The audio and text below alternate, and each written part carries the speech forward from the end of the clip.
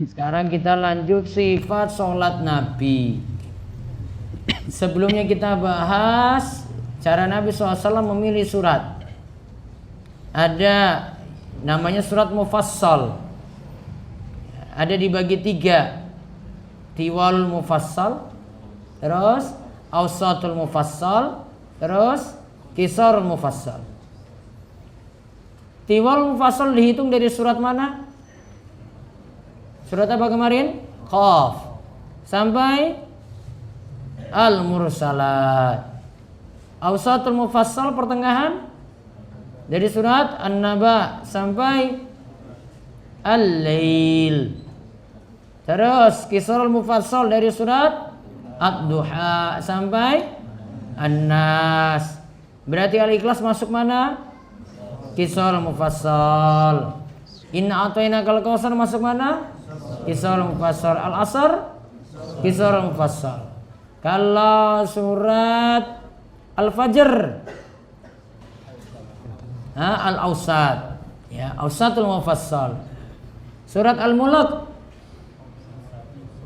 masuk? Masuk juz 29, Tiwal mufassal. Karena dari surat An-Naba kan yang pertengahan. Nah, sekarang kita lihat cara baca suratnya.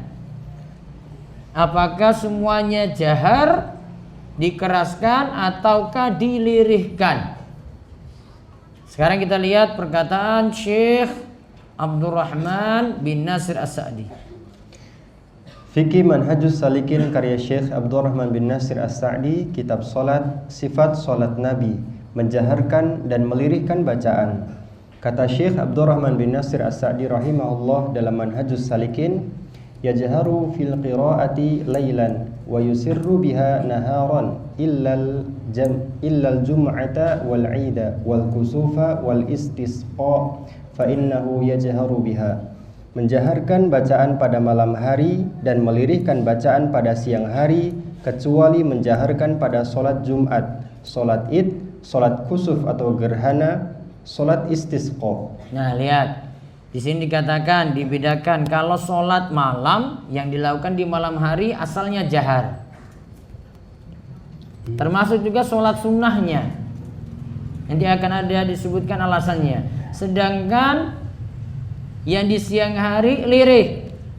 Kecuali ada solat yang dilakukan di siang hari seperti solat Jumat, solat Id, solat kusuf, solat gerhana, dan solat istisqa. Apa solat istisqa? Solat minta hujan.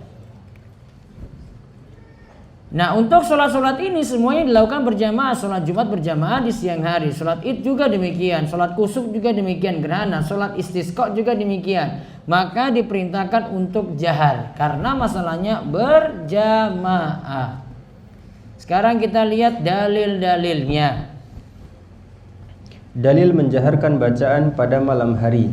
Karena praktik langsung dari Nabi SAW, sebagaimana dalam hadis Jubair bin Mut'im radhiyallahu anhu, ia berkata, aku mendengar Rasulullah SAW membaca surat At-Tur dalam salat maghrib. Surat At-Tur dalam salat maghrib. At-Tur masuk surat apa? Tiwal, Awsat, atau Qisar? Tiwal mufassal. Karena dari Qaf kan sampai Al-Mursalat.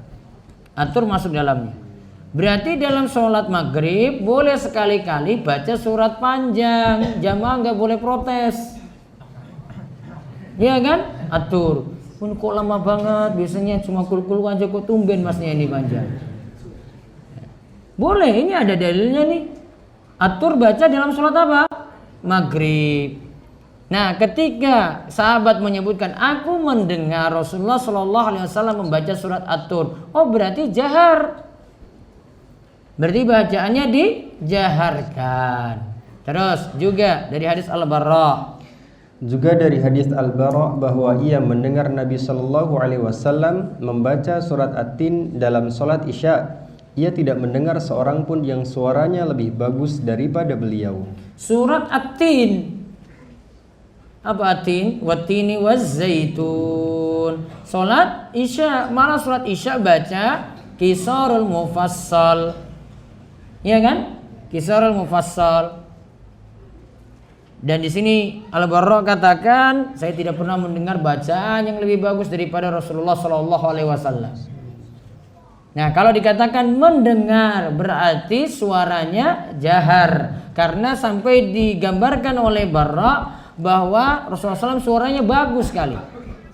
Berarti menunjukkan suaranya jahar. Ini sholat isya, berarti maghrib sudah, isya sudah. Terus ada juga hadis dari Amr bin Harith bahwa ia pernah sholat subuh di belakang Nabi Shallallahu Alaihi Wasallam, dan ketika itu beliau membaca surat At-Takwir ayat 15 dan 16. Fala uqsimu bil khunnas. Nah, fala uqsimu bil khunnas.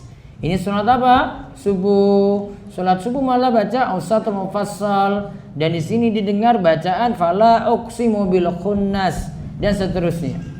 Menunjukkan bahwasanya dibacanya juga jahar. Berarti kemarin aturan tiwal mufassal, ausatul mufassal, terus qisarul mufassal tidak mesti kemarin. Kalau qisarul mufassal pada sholat maghrib saja, enggak mesti. Terus tiwal mufassal yang panjang sekali pada sholat subuh saja, enggak mesti juga. Sini tiwal mufassal ya sempat Nabi Shallallahu Alaihi Wasallam itu baca untuk sholat maghrib tadi. Sisanya sholat isya, sholat zuhur, sholat asar, ausatul mufassal, surat pertengahan. Nah itu dalil menjaharkan. Sekarang dalil melirihkan bacaan pada siang hari. Dalil melirihkan bacaan pada siang hari. Dari hadis Abu Ma'mar, ia berkata pada Khabbab bin Al-Arad, apakah Nabi Shallallahu Alaihi Wasallam membaca surat pada sholat zuhur dan asar? Ia menjawab, iya. Abu Ma'mar bertanya lagi, dari mana engkau bisa mengetahui kalau beliau membaca? Khabbab menjawab, dari gerak jenggotnya. Nah, dari gerak jenggotnya naik turun, bukan dari suara yang didengar. Jenggotnya seberapa? Lebat nggak? Lebat. Kalau lebat ketahuan naik turunnya. Nah, naik turun itu jenggotnya. Oh, berarti lagi baca surat. Di sini tidak diibaratkan oleh Khabbab dengan saya dengar suaranya yang bagus sekali, enggak.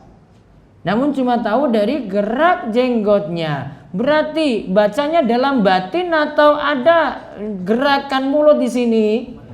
Ada gerakan mulut, qomat kami. Enggak boleh cuma mingkem saja terus saya sudah baca itu Al-Baqarah dalam batin. Selesai mas, enggak, alif lam mim saja, zalikal kitab dalam batin saja. Enggak bisa, harus apa minimal? Baca. Apa tadi gerak? Mulut gerak. Mulutnya qomat kamit. Ada. Kalau cuma dalam batin saja enggak bisa. Sama, baca Al-Fatihah juga demikian.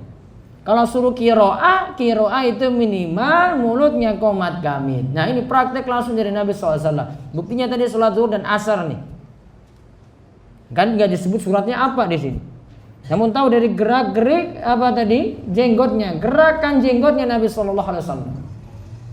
Terus sekarang dalil sholat berjamaah di siang hari tetap menjaharkan bacaan. Dalil sholat berjamaah di siang hari tetap menjaharkan bacaan. Untuk sholat Jumat dan Id dari An-Nu'man bin Bashir ia berkata, karena Rasulullah Shallallahu Alaihi Wasallam yaqra'u fil 'idaini wa fil jumu'ati bisabbihisma rabbikal a'la wa hal ataka hadithul ghashiyah qala wa idza ijtama'al 'idu wal jumu'ah fi yawmin wahidin yaqra'u bihima aydan fi sholataini. Rasulullah Shallallahu Alaihi Wasallam biasa membaca dalam dua Id dan dalam sholat Jumat sabbihisma rabbikal a'la dan hal ataka hadithul ghashiyah. An-Nu'man bin Bashir mengatakan begitu pula ketika hari Id bertepatan dengan hari Jumat, beliau membaca kedua surat tersebut di masing-masing sholat. Lihat, itu sholat Jumat dan sholat Id. Berarti di antara tuntunan saat sholat Jumat dan sholat Id baca surat Sabbihisma Rabbikal A'la dan hal ataka haditsul ghasyiyah. Sholat Id juga demikian. Bahkan kalau sholat Jumat ya bertepatan dengan hari Id. Hari Id dan sholat dan hari Jumat itu bertemu. Maka dua surat ini dibaca. ketika sholat idnya, ketika sholat Jumatnya. Berarti di sini tetap mengerjakan sholat Jumat. Walaupun ada keringanan bagi yang sudah sholat id, tidak sholat Jumat, namun diganti dengan sholat zuhur. Namun bagi yang di masjid, yaitu pengurus masjid, baiknya tidak meliburkan sholat Jumat. Jadi nggak boleh ada pengumuman, maaf ini karena hari id, Jumatan kali ini libur dulu. Oh, nggak bisa. Kalau menurut mazhab Hambali, ya tetap diadakan. Walaupun tadi ada keringanan untuk tidak menghadiri sholat Jumat, karena barangkali ada yang belum sholat id tadi, atau ada yang punya keinginan sholat Jumat juga, walaupun sudah sholat id, masa diliburkan? Ada yang ingin sholat, maka tetap diadakan sholat Jumat saat itu. Bagi yang tidak sholat Jumat karena memilih tadi keringanan, dia boleh tidak berangkat namun ganti sholat apa? Zuhur. Terus untuk sholat gerhana. Untuk sholat gerhana dari Aisyah radhiyallahu anha, ia berkata, Jaharun Nabiyyu sallallahu alaihi wasallam fi sholatil khusufi biqiraatih. Nabi sallallahu alaihi wasallam menjaharkan bacaannya ketika sholat gerhana. Jaharon Nabiyyu sallallahu alaihi wasallam. Berarti tegas nih kalimatnya. Nabi sallallahu alaihi wasallam menjaharkan. Ya, berarti sholat kusuf, sholat gerhana, meskipun itu di siang hari, gerhana matahari berarti bacaannya dijaharkan. Terus sholat istisqa. Untuk sholat istisqa dari Abbad bin Tamim dari pamannya yaitu Abdullah bin Zaid, ia berkata, Kharajan Nabiyyu sallallahu alaihi wasallam yastasqi fatawajjaha ilal qiblati yad'u wa hawwala rida'ah thumma shalla rak'ataini jahara fihima bil qiraati. Nabi sallallahu alaihi wasallam keluar untuk melakukan istisqa, meminta hujan. Kemudian beliau menghadap kiblat dan merubah posisi rida'anya, yang semula di kanan dipindah ke kiri dan sebaliknya.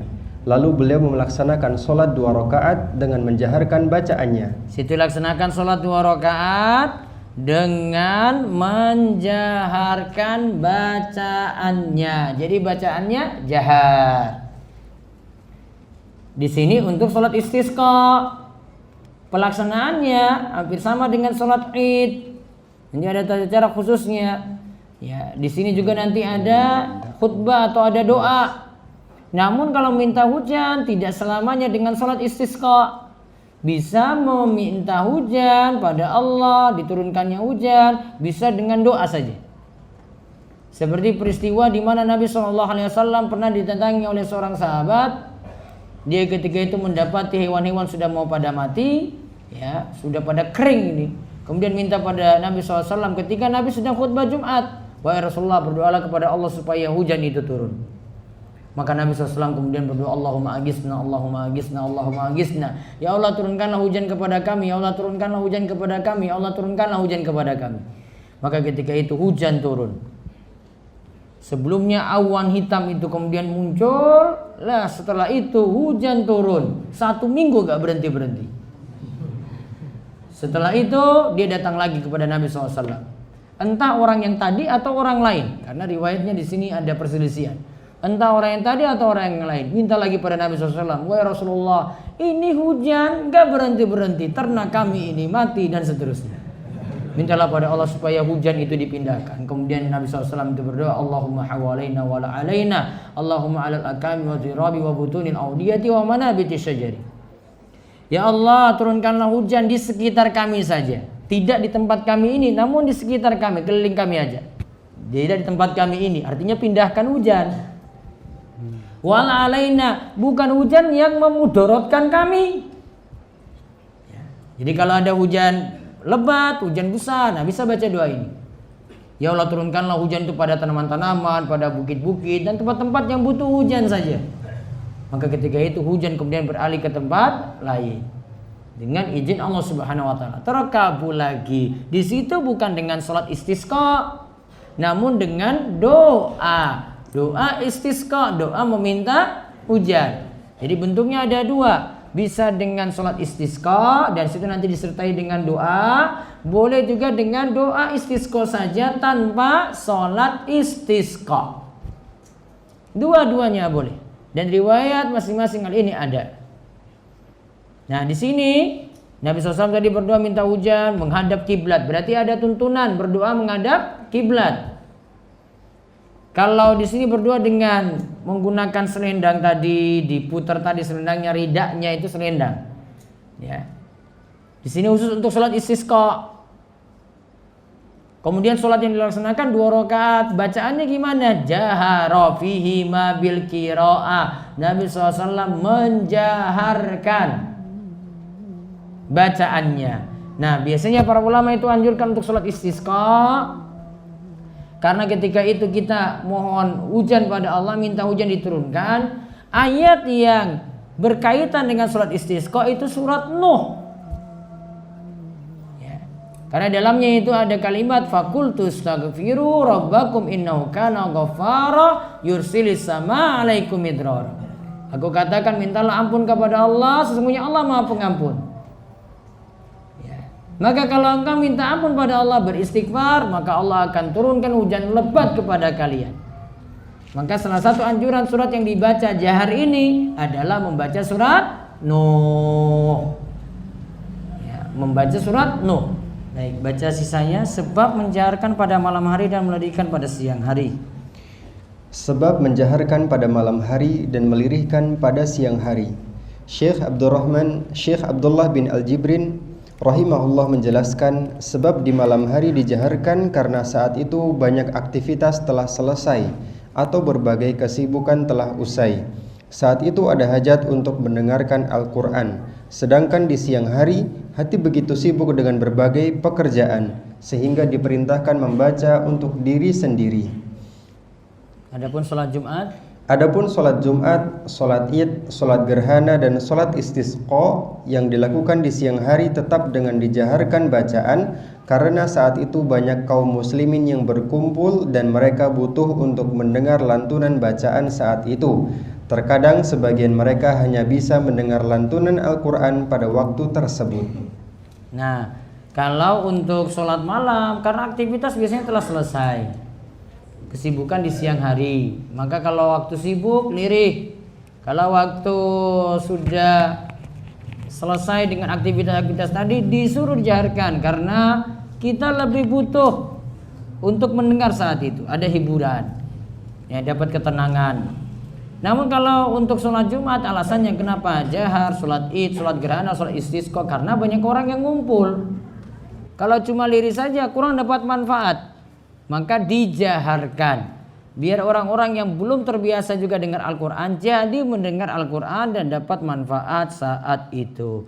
Wallahu a'lam bishawab.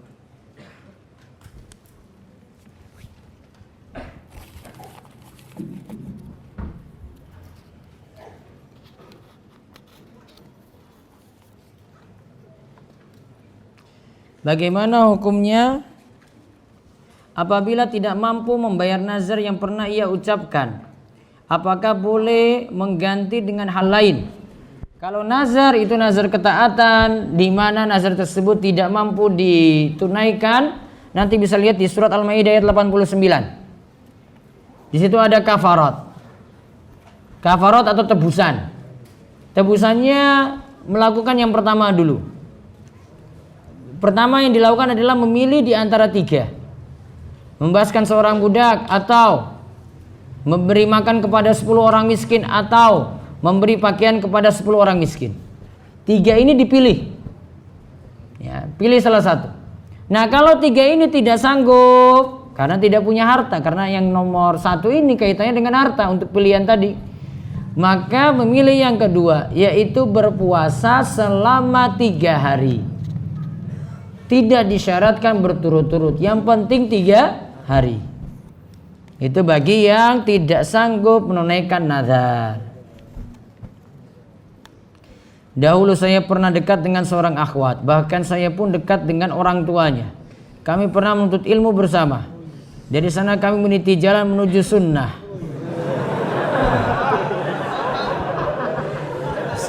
Minum kopi nih. Alhamdulillah kami diberi hidayah oleh Allah, tetapi saya belum mampu untuk menghalalkannya. Ya sudah, putusin saja.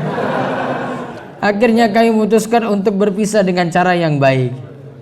Ada cara yang baik berpisah. Saat itu kami tidak melakukan janji apapun. Kemudian dia mengatakan, kita tawakal sama Allah. Kalau sudah takdir ya bertemu atau tidak, itu yang terbaik. Coba tarik nafas ya, tawakal, ada istilah tawakal sini. Akhir-akhir ini hati ini sering kepikiran tentangnya. Aduh. Padahal baru buka tiba pertanyaan kedua nih. Ini pertanyaan pas KKN tadi nih. Apakah boleh dan bagaimana hukumnya mengingat-ingat kebaikannya yang telah lalu, dan mohon sarannya Ustadz. Bagaimana hukumnya titip salam atau menitipkan hadiah kepada mahram kami untuk disampaikan kepada orang tua akhwat tadi, akhwat non mahram tadi. Kalau yang kedua nih cari-cari masalah. Kalau yang pertama kan kamu tadi bilang sudah tidak apa tadi? Kan sudah berpisah dengan cara yang baik. Ini namanya belum berpisah. Apa-apa ingat-ingat lagi kayak begini. Aduh, anak-anak milenial. Bagaimana hukumnya aurat wanita? Rambut, tangan, kaki terlihat oleh perempuan tetapi kafir. Tadi sudah ya. Nah ini belum. Saya bertugas membuat SPPD, Surat Perintah Perjalanan Dinas, atau SPT, Surat Perintah Tugas, dalam suatu instansi. Suatu ketika saya membuat SPPD dan SPT dengan nama saya, padahal saya tidak ikut perjalanan dinas. Bolehkah saya menerima pesangon perjalanan dinas tersebut? Saya dipaksa menerima uang. Uangnya haram, tidak boleh dimanfaatkan, uang syubhat. Berarti solusinya apa? Disalurkan untuk bukan kepentingan pribadinya, untuk kepentingan sosial. Saat berapa hari yang lalu, ada orang meninggal di dekat rumah saya. Dia seorang perempuan. Lalu mayatnya dimandikan oleh perempuan, sedangkan yang memangku adalah laki-laki. Salah kaprah. Bahkan ada bapak yang sering mengimami di masjid, saya juga ikut menyirami air, walaupun badannya ada kainnya. Inilah adat di sebagian tempat. Ini kalau di kampung-kampung sering seperti ini, desa-desa seperti ini. Kelirunya karena laki-laki turut serta dalam mandikan perempuan. Walaupun tadi pakai kain, walaupun tadi ditutup badannya. Tidak boleh. Kalau perempuan meninggal dunia, maka dimandikan oleh perempuan saja. Boleh dengan lawan jenis, hanya berlaku untuk suami memandikan istri atau istri memandikan suami. Selain itu tidak boleh. Dalilnya apa? Zainab pernah meninggal dunia, putri Nabi SAW. Yang mandikan apa? Yang mandikan sahabat-sahabat wanita yang lain. Dan Rasulullah SAW suruh sahabat wanita yang mandikan. Padahal yang lebih berat mandikan Rasul SAW, tidak yang lainnya. Ustadz, ketika seorang sudah bertobat dari kesalahan-kesalahannya yang banyak dan diampuni, apakah kelak dosa-dosa tersebut masih tetap dihisab dan diazab atau tidak? Kalau sudah bertobat dari suatu dosa, seperti tidak memiliki dosa itu sama sekali. Nabi SAW mengatakan, man taba minadz dzambi kaman la dzamba lahu. Siapa yang bertobat dari suatu dosa, maka seperti tidak pernah memiliki dosa itu sama sekali. Ada sebagian masyarakat, terutama di desa, menjaharkan sholat zuhur atau asar. Apakah sholat jamaahnya batal, Ustaz? Tidak batal, namun menyelisih tuntunan Nabi SAW. Kapankah kunut sholat witir dibaca? Sebelum rukuk atau sesudah rukuk? Wallahu alam, saya praktekkan sendiri sesudah rukuk. Saya belum bisa rojihkan mana pendapat yang paling kuat dalam hal ini.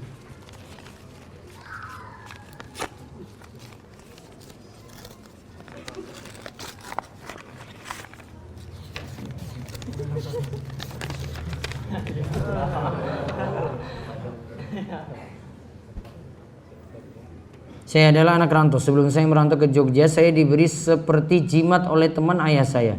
Karena dulu saya belum paham agama Islam dengan benar dan baik, jadi saya terima saja jimat tersebut. Jimat tersebut dibungkus dengan kain merah dan disuruh ikat di perut. Kata teman ayah saya yang memberi jimat itu, dia bilang kalau saya setiap keluar rumah dan memakai jimat tersebut, maka saya akan terlindungi dari orang-orang yang berniat jahat kepada saya. Namun setelah berhijrah, saya sadar dan menyesali perbuatan syirik yang saya lakukan kepada Allah. Dan jimat tersebut pun sudah saya bakar. Dan sebelum saya bakar, saya membuka dan memfoto isi jimat tersebut. Dan sudah saya print untuk menanyakan hal ini kepada Ustadz. Pertanyaan saya, apakah ada jimatnya enggak?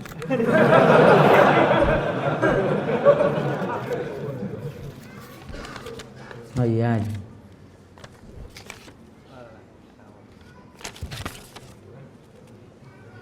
Satu tulisannya Allah, satu lagi Allah. Namun tulisannya kok nggak bagus nih.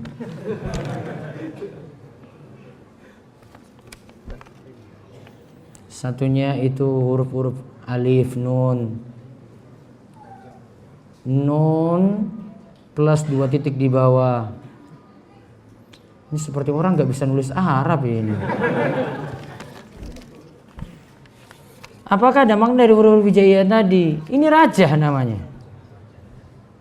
Dan terakhir saya minta doa dari Ustadz dan jemaah agar Allah mengampuni dosa syirik saya dan bisa istiqomah. Sekarang taubat. Itu tadi sudah dibakar, ya sudah, pelajari tauhid dengan baik.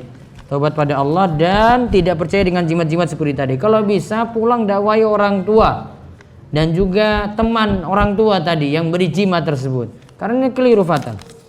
Kalau dia punya keyakinan jimat ini yang menyelamatkan, bukan Allah, ya, syirik akbar.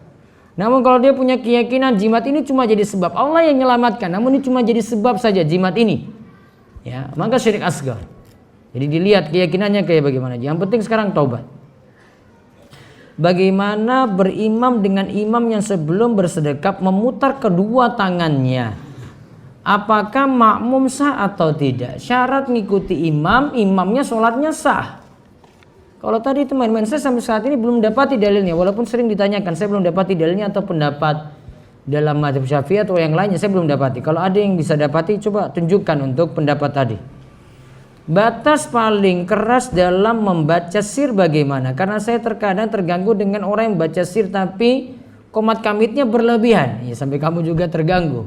Baiknya komat kamitnya nggak ganggu kanan kiri, cukup bacaannya untuk diri sendiri saja, tidak terlalu berisik sampai yang lainnya itu dengar dan mengganggu konsen orang lain. Ketika kita menjadi makmum masbuk yang mendapati imam rukuk, makmum masbuk mendapati imam rukuk, lalu kita takbiratul ihram dan mengikuti gerakan imam, apakah kita membaca takbir setelah takbiratul ihram untuk mengikuti imam? Iya. Jadi takbirnya 2 kali. Pertama takbiratul ihram, Allahu akbar. Terus mau takbir untuk rukuk, Allahu akbar lagi untuk rukuknya. Perlukah sedekap? Tidak perlu, karena sedang tidak membaca surat. Kita diperintahkan untuk mendengarkan bacaan imam dalam sholat. Apakah boleh kami mengartikan bacaan imam tersebut dalam hati? Boleh-boleh saja. Kalau pahami artinya boleh sambil merenungkan maknanya dengan menerjemahkan sendiri.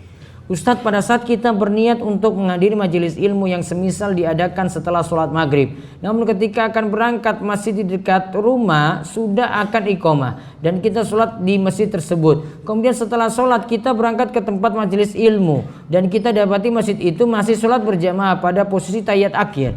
Apakah kita perlu mengikuti sholat di masjid tadi? Kalau sudah tahiyat akhir ya sudah, nggak perlu diikuti. Kalau lagi mendapati 1 rakaat masih bisa dapat, baiknya diikuti dengan niatan sholat i'adah, mengulangi sholat. Namun tadi yang tadi wajib sudah ditunaikan, sekarang cuma karena i'adah saja mengikuti jamaah yang ada di masjid. Karena Nabi SAW pernah mendapati jamaah yang duduk di luar.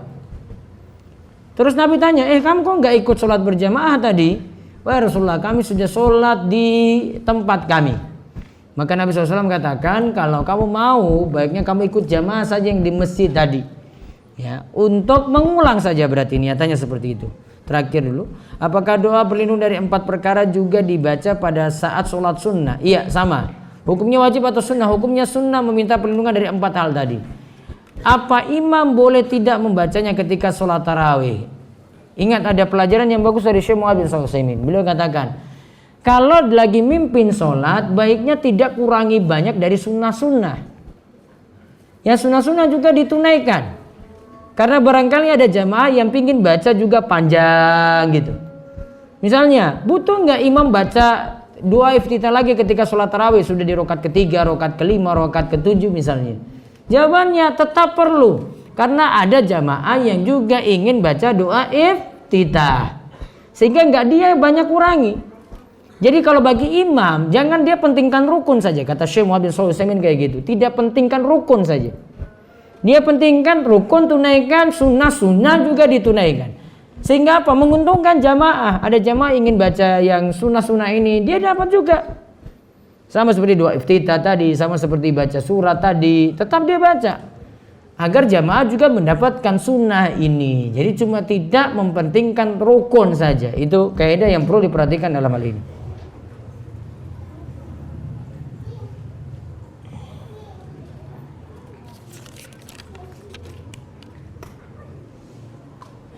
Apakah doa ketika sujud di sujud terakhir saja atau di setiap sujud, Ustaz?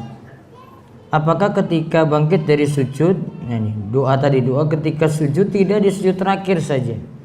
Karena hadisnya umum. Nabi Shallallahu Alaihi Wasallam mengatakan, aqrabu ma yakunul abdu min rabbih wa huwa sajidun fa aksirud doa.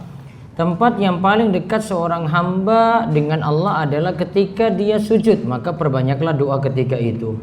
Sujud yang dimaksud semua sujud, dan tidak disarankan untuk menghususkan sujud terakhir, karena sebagian ulama menganjurkan seperti ini dengan alasan untuk menandakan setelah itu adalah tahiyat akhir, namun tidak tepat pendalilannya.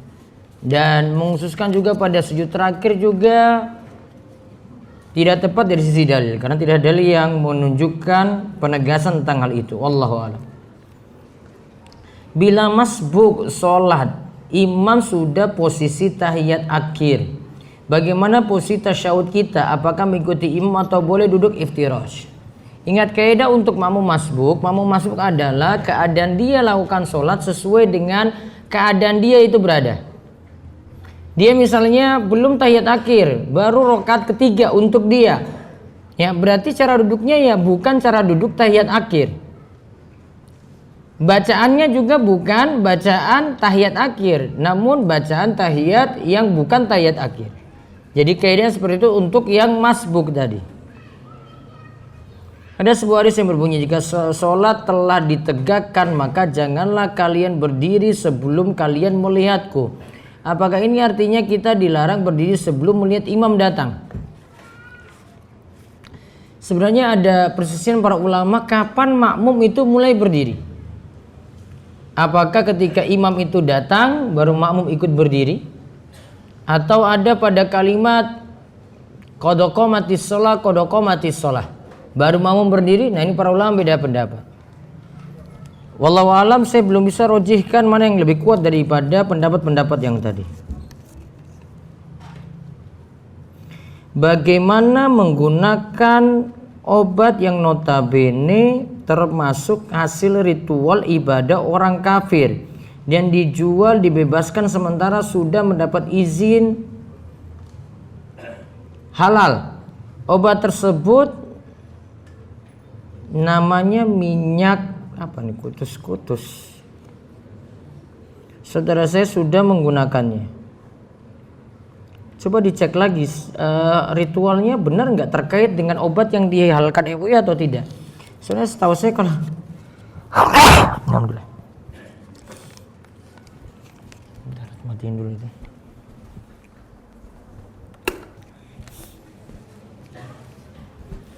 Soalnya kalau MUI itu halalkan, saya yakin sudah ada penelitian terlebih dahulu. Wallahu a'lam. Tolong jelaskan macam-macam hadis seperti hadis qudsi, hasan, sahih. Kalau qudsi, hadis yang bunyinya gini, Nabi SAW bersabda, Allah berfirman. Kalau hadis hasan itu memenuhi syarat hadis sahih, namun kurang saja dari sisi hafalan. Hafalannya kurang kuat. Kalau hadis sahih yang memenuhi 5 syarat hadis. Apakah boleh badal haji untuk orang yang sudah meninggal? Boleh dengan catatan. 1. Yang membadalkan sudah berhaji. 2. 1 orang hanya boleh membadalkan 1 orang, tidak boleh lebih.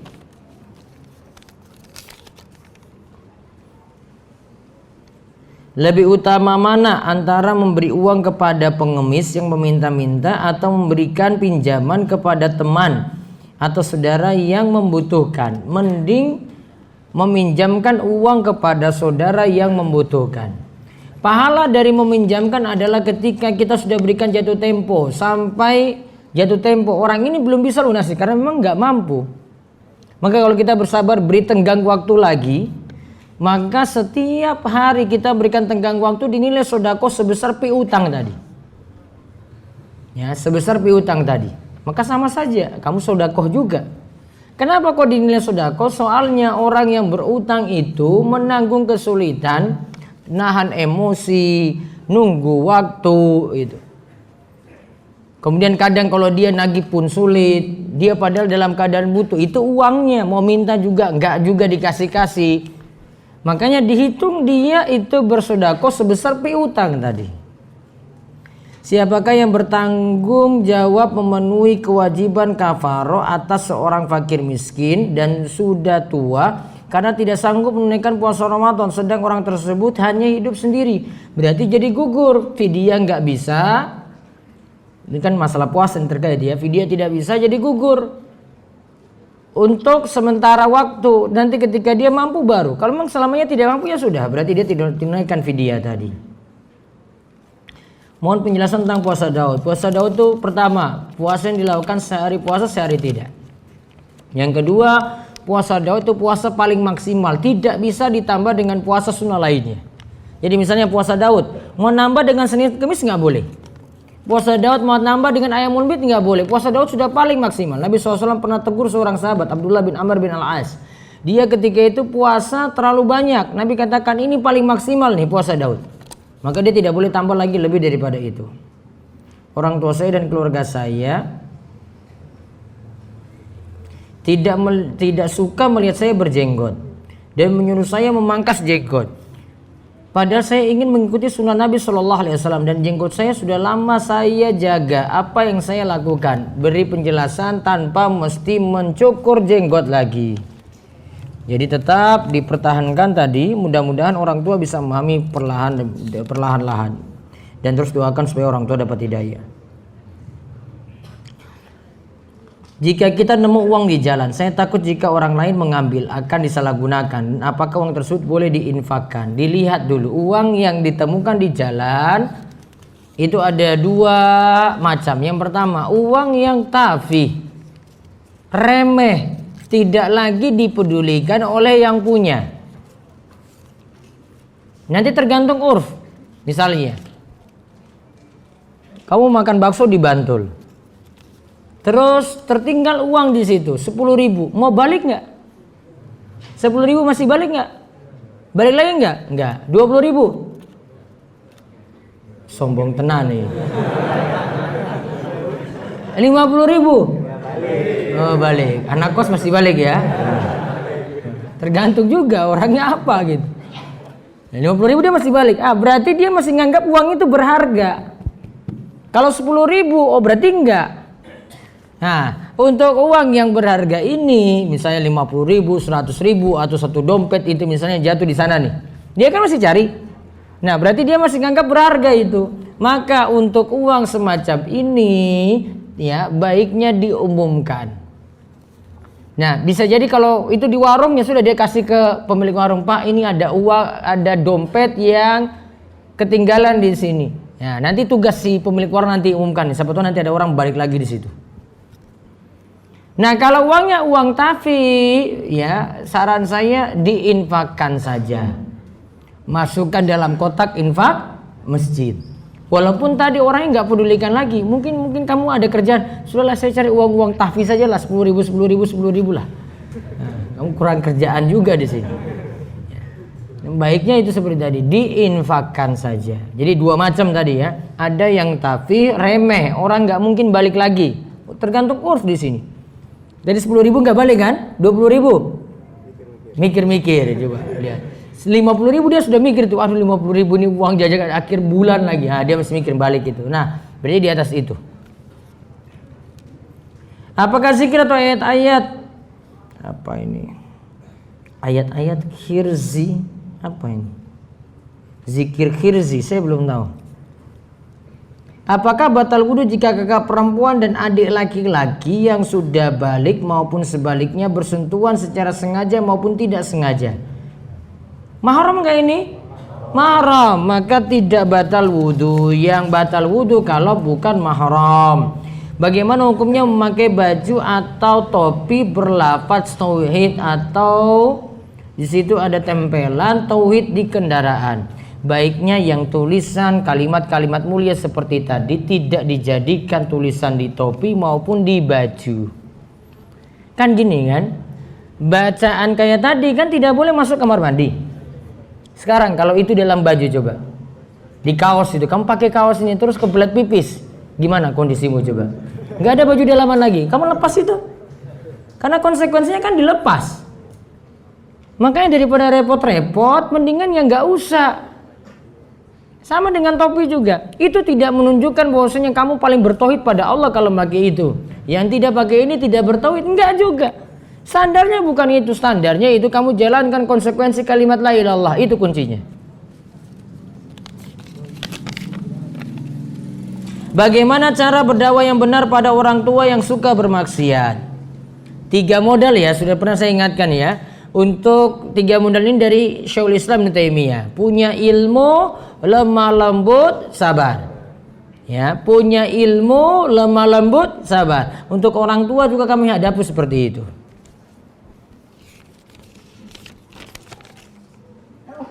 Ustadz, Ana baru mau bertanya dan minta saran dari Ustadz. Diwajibkan magang ke luar negeri 6 bulan. Setahu Ana, tapi kalau magang ke luar negeri itu wajib Ana. Aduh, ini tulisannya saya sulit baca ya. Nanti bisa tanya langsung ya. Sebelum tidur apakah kita dianjurkan membaca surat Al-Muluk? Iya, ada tuntunannya, ada hadisnya. Bisa cari di website saya ada terangkan tentang hadis-hadisnya. Lalu bagaimana kondisi kita saat membacanya, sambil tidur atau dengan pakaian dengan pakaian rapi untuk sholat dan menghadap kiblat? Enggak juga, enggak disyaratkan. Jadi dengan keadaan apapun boleh. Menutup aurat itu lebih afdol. Ustadz, mana yang lebih baik untuk akhwat? Merawat orang tua yang sudah sepuh atau ikut itikaf Ramadan? Mohon petunjuknya Ustadz. Di satu sisi saya juga ingin itikaf, di sisi lain saya harus merawat orang tua. Mana yang lebih wajib? Merawat orang tua. Berarti dia urungkan niatnya untuk itikaf karena punya tujuan untuk merawat orang tua. Insya Allah dicatat pahalanya lebih besar untuk niatan jaga orang tua tadi dibanding itikaf. Saya seorang akhwat yang sedang dalam proses hijrah. Saya masih belajar cara berhijab yang baik, belajar mengaji dan sholat tepat waktu, tapi masih sering tergoda untuk tidak belajar taat. Tapi dalam hati ingin taat. Saya harus bagaimana Ustadz? Ini sepertinya masih terpengaruh lingkungan yang jelek. Maka baiknya keluar dari lingkungan yang rusak, masuk ke lingkungan yang bagus supaya sholatnya bisa tertib, jilbabnya juga bisa makin lebih bagus. Ana baru pindah ke sebuah kampung di daerah Sleman dan di sana ada sebuah masjid kampung. Qadarullah ana pernah sholat maghrib di sana dan ternyata sang imam memiliki lahan jali. Dia baca iyyaka na'budu mentasydid huruf dal. Oh berarti iyyaka na'budu. Maka ana putuskan sampai sekarang untuk sholat di masjid lain. Iya, ini sudah keputusan yang benar. Ana minta saran Ustaz, bagaimanakah sikap yang baik untuk menyikapinya? Saran saya beri masukan kepada imam masjid, ya, atau tidak. Kalau saran tidak diterima ya sudah, kamu cari masjid yang lain yang bacaannya lebih benar. Bolehkah ana minta kiat untuk berdakwah di kampung ana Ustadz, di mana kondisinya masih sangat sepi, yang sholat jamaah mungkin hanya 5-10 orang dan kebanyakan ibu-ibu, dan itu pun hanya orang-orang sepuh yang sholat, sedangkan kalangan muda sebagian besar jauh dari Islam. Coba kalau bisa ngisi pengajian di sana, kamu ngisi sendiri, buat materi yang nanti bersesuaian dengan umum orang awam, terus tertarik juga anak-anak muda di situ, belajar cara dakwah seperti itu. Insya Allah mudah-mudahan semuanya dapat hidayah nanti untuk satu kampung. Ustadz, apa saja yang perlu disiapkan untuk hari H ketika sekarang sedang ta'aruf? Kan belum jadi ya. Nah. Kan untuk hari H ini aja belum jadi. Kecuali kalau sudah jadi baru saya kasih tahu gitu. Iya kan baru bilang tadi, persiapan untuk hari H. Ketika sekarang sedang taruh, baru taruh. Berarti belum ya, kapan-kapan. Apa hukumnya memakai barang pemberian mantan pacar? Pada saat sudah putus pernah bertanya dan ingin mengembalikan, tapi dia bilang ikhlas memberinya dan gak apa-apa pakai saja.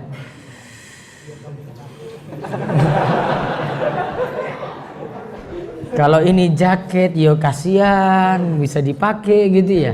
Namun kalau dipakai ingat mantan terus dilema. Terus gimana solusinya? Hah? Kalau saran saya kasih ke orang lain sajalah.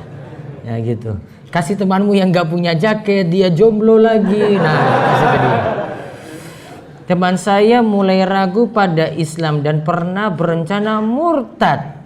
Apa nasihat Ustadz untuk dia? Apa yang harus saya dakwahkan? Coba dia kurang ini dalam masalah keimanan dan masalah ketauhidan di sini, dan juga pemahamannya tentang Islam itu kurang sekali. Coba aja ke pengajian yang dia itu bisa masuk ilmu gitu, mau menerima, pelan-pelan ngajak dia. Dan kamu ngajak dia juga, dekati dia, jangan malah menjauh. Mudah-mudahan Allah berhidayah padanya. Saya seorang yang baru saja menikah, alhamdulillah. Tetapi qadarullah saya dengan istri harus berjauh tempat tinggal. Istri di Jakarta, saya di Jogja. Ya resikomu. Untuk saat ini masih belum memungkinkan dalam satu tempat bersamaan. Yang ingin saya tanyakan, bagaimana cara agar saya tetap bisa mendidik istri dengan baik, meskipun kondisi untuk sementara waktu belum bisa bersama-sama. Barakallahu fikum. Yang pertama, resiko LDR seperti ini. Yang kedua, akhirnya masalah mendidik suami, mendidik istri juga kurang. Terutama suami mendidik istrinya juga kurang kan? Perhatiannya juga kurang. Maka berarti harus banyak bangun komunikasi. Dan banyak ingatkan untuk pergi pengajian. Istri ingatkan suami, suami juga ingatkan istri. Solusinya seperti itu. Dan mudah-mudahan segera tidak LDR lagi. Posisi yang tepat makmum ketika hendak iqomah, berdiri lalu iqomah atau iqomah dulu lalu berdiri. Tadi sudah saya jelaskan, ya ada perselisihan kuat di antara para ulama. Saya mahasiswa dan saya ngontrak. Akhir-akhir ini saya memiliki problem. Beberapa teman saya mulai bertindak aneh-aneh. Antara lain membawa teman lawan jenisnya menginap, dan kebetulan kamarnya bersebelahan dengan saya risih Ustaz. Belum lagi musiknya yang mengganggu. Solusinya seperti apa Ustaz dalam memberikan nasihat? Saran saya bukan kamu beri nasihat, kamu keluar dari kos itu, pindah tempat, cari sekitar MPD sinilah yang aman-aman ya, atau cari kos yang mahasiswa khusus untuk yang biasa ada pembinaan khusus. Yayasan Pendidikan Islam Al-Ansari punya lah ini. Ya, ada kos-kosan yang mereka bina, kamu masuk di situ. Dulu awal-awal saya belum ngaji, saya kasusnya sama dengan kamu, lebih parah lagi mungkin. Di situ teman bawa perempuan lah, ada dengan pacarnya lah, tinggal semalam di situlah. Saya pergi sholat berjamaah sendiri ke masjid, nggak ada yang ini, nggak bisa konsen di situ. Ya, serba masalah saja. Musik juga lebih parah lagi, pakai bass taruh di luar lagi, ya serba salah. Kayaknya kamu hampir sama atau mungkin lebih parah dari saya waktu itu. Waktu itu saya putuskan kontrakan belum selesai, saya pindah dari kos itu. Ya, baru 10 bulan terus saya ngaji. Sudahlah, saya tinggalkan ini, saya pergi ke Pogong aja. Ya, beri alasan orang tua lah, pokoknya cari alasan yang logis saja. Pokoknya saya mau pindah, ini nggak betah lagi di sini. Saya pindah di Wisma tadi, Wisma yang khusus untuk ya mahasiswa yang mau ngaji saja. Dulu di Misfalah Thalabul Ilmi, ada di Pogong Kidul itu. Nah itu sebelumnya saya kontrak di situ. Saya putuskan untuk keluar. Maka saya sarankan kamu nggak dakwahi. Malah nanti kamu dakwahi dia juga nggak tobat-tobat, sulit. Karena kamu berhadapan bukan satu orang saja, yang lainnya juga kan berarti lingkungan kosmu yang masalah. Saran saya mendingan keluar dari kos itu. Ana merasa ilmu-ilmu yang pernah Ana dapati itu hilang dan akhir-akhir ini Ana suka pelupa. Bagaimana solusinya Ustadz? Padahal Ana ingin paham dan hafal kaidah dan hukum-hukum ilmu agama. Mungkin kebanyakan maksiat. Karena dulu Imam Syafi'i itu hafalannya hilang sedikit saja, dia berkomentar karena ada maksiat sedikit yang dia lakukan. Kemudian dia minta nasihat pada gurunya Waki, dinasihati supaya dia tinggalkan maksiat. Maka kuncinya di situ. Jika saya bertemu dengan teman saya yang belum mengenal manhaj salaf, bertegur sapa, basa-basi, menebar salam ketika di jalan, apakah ini termasuk bermesraan dengan ahlul bid'ah, Ustaz? Dia bukan ahlul bid'ah. Gimana kamu bilang dia ahlul bid'ah, dia aja nggak tahu apa-apa. Dia belum ngaji gitu. Jadi ubah kalimatmu.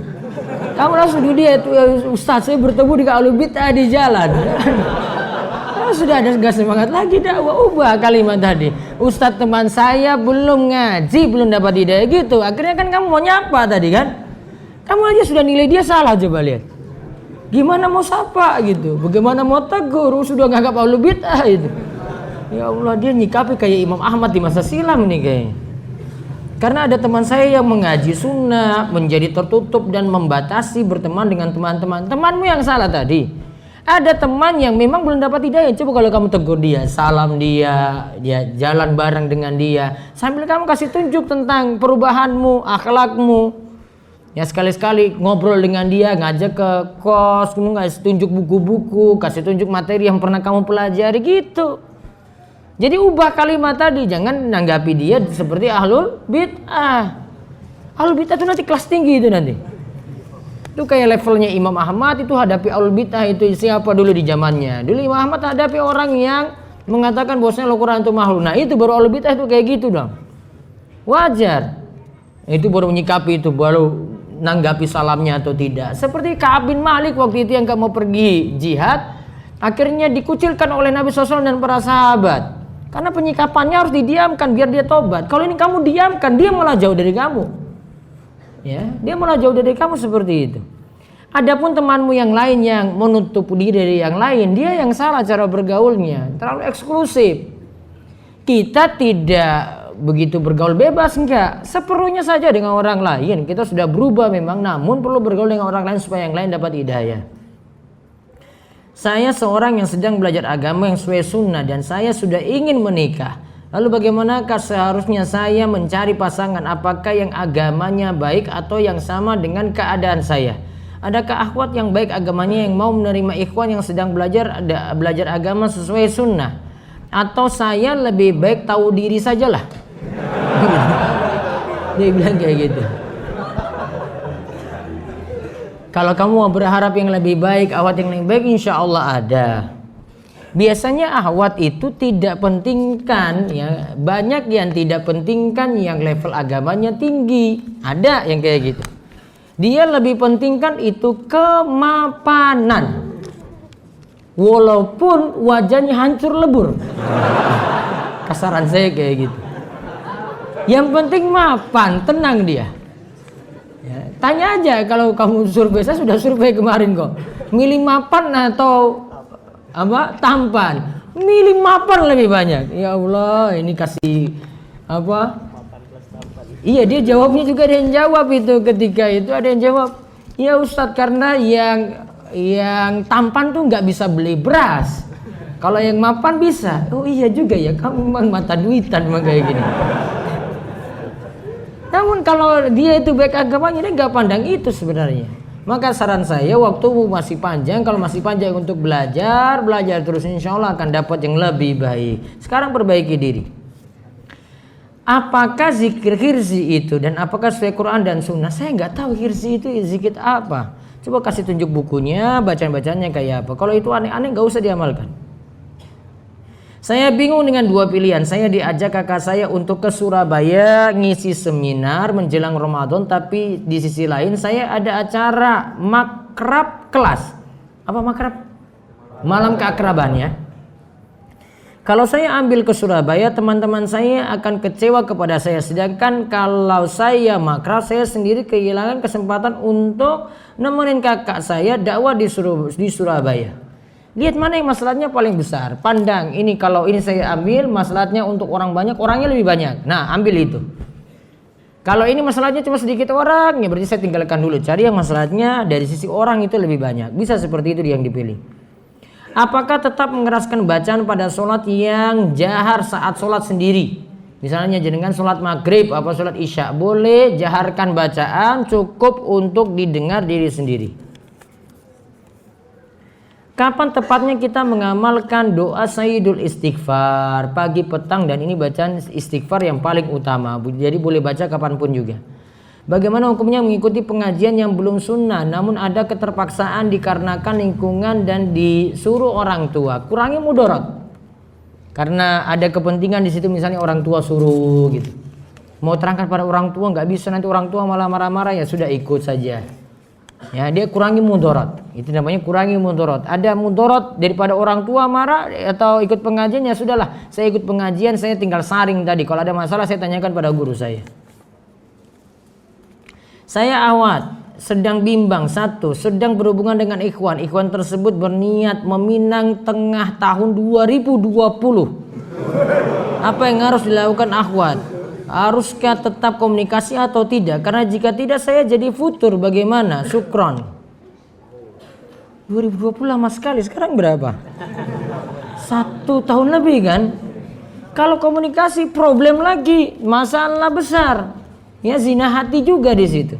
Maka saran saya, ya putuskan saja. Kalau memang tidak bisa lanjut segera mungkin, mendingan diputus saat ini, nggak lanjut. Kemudian yang ini nanti jalan sendiri. Kalau memang jodoh nanti juga bisa ketemu insya Allah. Kunut rutin tiap sholat witir atau kalau Ramadan saja. Kalau dalam mazhab Syafi'i setiap setelah pertengahan Ramadan. Jadi dari tanggal 15 Ramadan itu. Namun yang tepat sebagaimana kata Ibnu Taimiyah. Ibnu Taimiyah katakan yang mau baca kunut witir setiap waktu silahkan. Yang mau baca setelah pertengahan Ramadan juga silahkan. Yang kadang-kadang baca juga silahkan. Bahkan beliau katakan yang tidak baca kunut witir juga silahkan. Semua sunnah kata beliau.